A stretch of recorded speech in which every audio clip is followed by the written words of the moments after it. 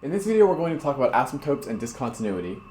And this video is being made for a course in pre-calculus/math analysis. Okay, so on the board here, I have two different types of discontinuities and two different types of asymptotes. But before we jump into them, I kind of want to quickly define these two loosely. So discontinuities are any place on a graph where the function is broken up or undefined in some way, or defined differently in two different areas. So for instance, here we have a removable discontinuity because the graph is all connected, and then right here at this spot, the graph kind of breaks apart and there's a hole there. That's what we call a removable discontinuity. Something we could add to a removable discontinuity, we could have a point here on the graph directly above the hole. That would also be a removable discontinuity because this point is removed from the curve and put somewhere else that doesn't touch the curve anywhere else. Another type of discontinuity is a jump discontinuity, and that's where the graph literally jumps from one point to another.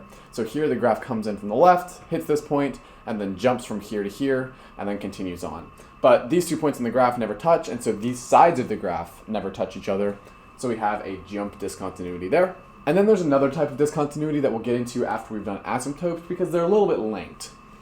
So let's look at asymptotes now. Here we have a vertical asymptote, and asymptotes are where the graph kind of fades off into one direction but never touches a certain line. So here we have a vertical asymptote where this graph never quite touches this vertical dotted blue line, but it gets really, really close to it here and it gets really, really close to it there. But as they go off towards infinity, they never really touch it.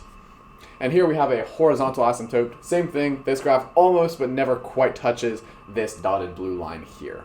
So let's look at a couple of examples of these before we get into our last type of discontinuity. So very quickly, I want to look at this function, which is defined as f of x equals x squared minus 4 divided by x minus 2. The way we want to algebraically look for discontinuities is look for things that shouldn't exist in math. So negatives under the square roots is a good example, zeros in the denominator, which is the one we're going to use here, is a good example, and other things like that that are pretty well known to not be able to exist. Look for those things, and that's where your discontinuities are going to occur.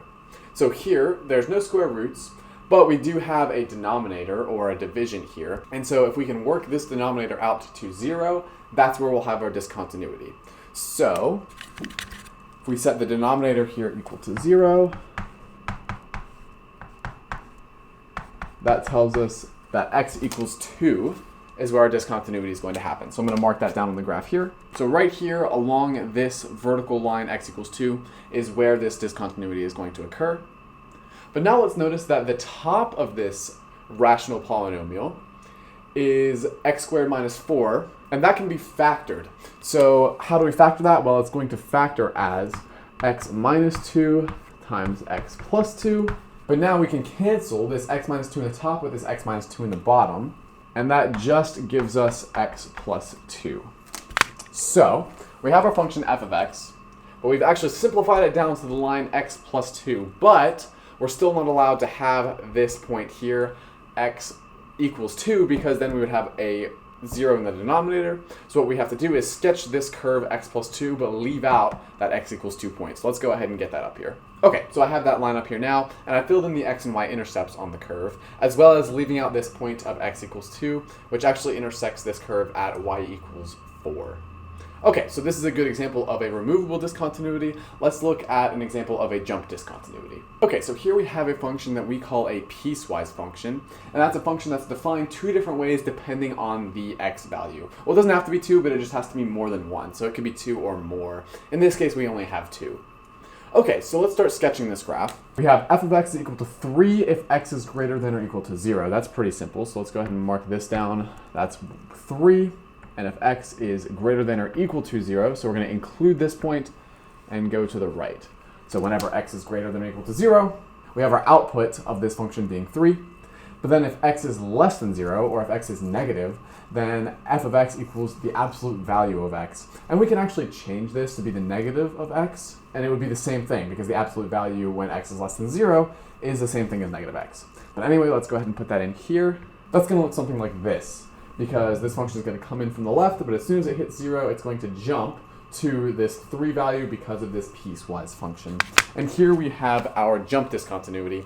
And the discontinuity here occurs at x equals 0 because that is the place where this piecewise function breaks up. And you can extend this example to have 3, 4, infinitely many different definitions for this function f, and you could have that many different discontinuities. Okay, so let's move on to vertical and horizontal asymptotes. Okay, so here I have a function that I've defined as f of x equals x cubed plus x squared plus 1 divided by 3x cubed minus 1. And we want to know whether this function has a horizontal asymptote. Well, to find horizontal asymptote or slant asymptote, which is the last asymptote that we'll go over later, we want to compare the leading coefficients of the highest power of the numerator and the denominator. So here in the numerator, we have an implied value of 1 for this coefficient. So we want to compare this 1 with this 3. So over here, we're going to get 1/3. And that's going to be the value of our horizontal asymptote, y equals 1/3. So let's go ahead and draw that on the graph, somewhere like here. And our graph will get infinitely close to, but never really touch this dotted line here. I won't draw this example because it's a little bit difficult, but we'll move on to another example where I will draw a vertical and a horizontal asymptote together. Really quickly before that though, I want to go over what happens when the powers of the top and the bottom are different. So in the last example, we had x cubed over x cubed as the leading powers of these polynomials, but here we have x to the 4th over x to the 3rd. And if the top is 1 more than the bottom, we still divide them, but here we're going to end up with an x. So we have 1x to the 4th divided by 1x to the 3rd. And so if we divide this first term by this second term, we get x. And so this value will be our slant asymptote. So if we draw that on the graph here,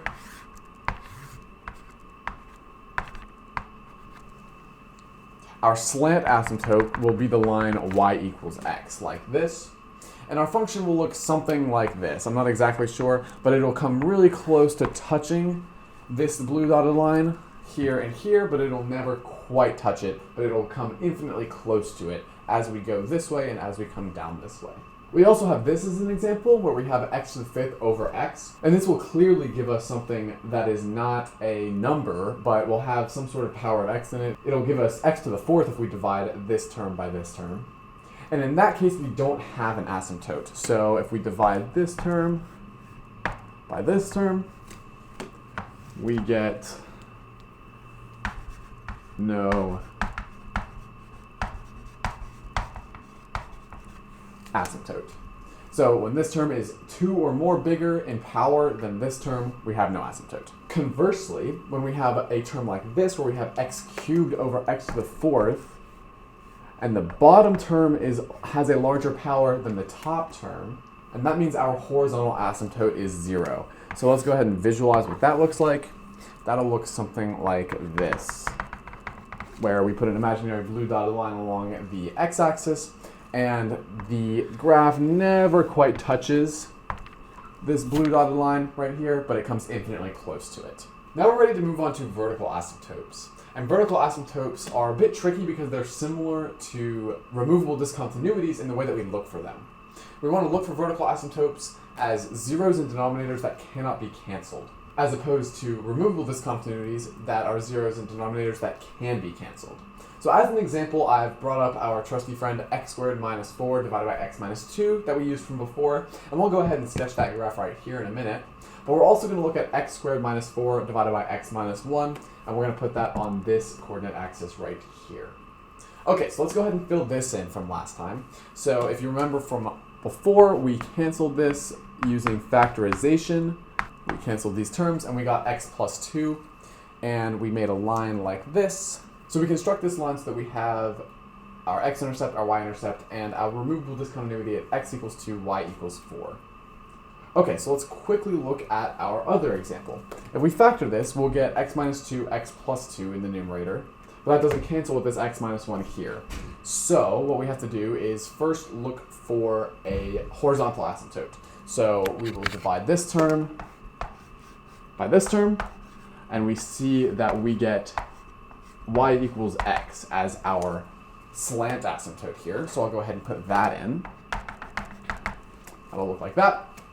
So our graph will come close to but never touch that dotted line there. But we also have a vertical asymptote because this graph can never touch the line x equals 1. And that cannot be canceled. So let's go ahead and put that in here as well. And now we can look at this and kind of see what's going on. We can plug in some points in one of these 4 quadrants and kind of go from there. So let's plug in x equals 0 is a fine point to do. So let's go ahead and do that. If we plug in x equals 0, we'll have 0 squared minus 4, that's negative 4. And then 0 minus 1, that's negative 1. So we'll have 0, 4 as a point on the graph. That tells us now that this graph is going to exist in this quadrant of this mini 4 that we've made with these blue dotted lines and this quadrant. The graphs will always exist in opposite quadrants when you have a vertical and horizontal or slant asymptote like these. So let's go ahead and roughly sketch this in. As you can see, our line comes very, very close to this line x equals 1 up here and down here. And it also comes very, very close to this slant asymptote of y equals x here and here. Now that we've gone over basic discontinuities and asymptotes, I want to go over infinite discontinuities. And these are a mixture of discontinuities and asymptotes, and that's kind of why I've left them till the end of the video. So using our example from before of f of x equals x squared minus 4 over x minus 1, we have the graph sketched here, and we see that at this point, x equals 1, where we have a vertical asymptote, the graph is discontinuous. There is no point on this graph where x equals 1, because it can't. It would be a 0 in the denominator. This is what we call an infinite discontinuity, because here in the left-hand side, the graph tends towards positive infinity, and here on the right-hand side, the graph tends towards negative infinity, and so we call this graph infinitely discontinuous. All right, that's enough for now.